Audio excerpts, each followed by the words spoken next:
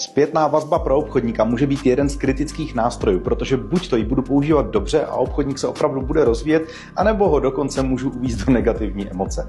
Jak dávat zpětnou vazbu správně? Vždycky by měla obsahovat zásadní věci. Nezaměřujte se na velký okruh věcí. Vždycky s obchodníkem vyberte jednu danou oblast, na co je vlastně zpětná vazba zaměřená a ve který ho trénujete. A tu si předem stanovte, než zpětnou vazbu budete dávat.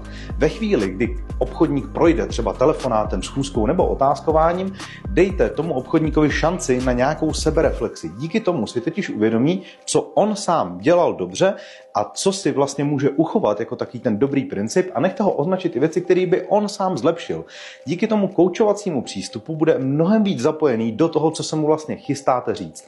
A až potom přichází čas na to, abyste zafixovali, co podle vás bylo dobře, to znamená to, na co obchodník nemá zapomínat, abyste mu jenom nedávali věci ke zlepšení nebo nevyčítali věci, který má zlepšovat, ale opravdu ten obchod nebo ty dané věci, které dělá dobře, zachoval a nechal si je v tom svém procesu. A potom označíte věci, které jsou jako možnosti ke zlepšení a ukážete mu nejenom, co by měl zlepšit, ale i jak by to měl zlepšit. To znamená, dáte mu na to konkrétní návod.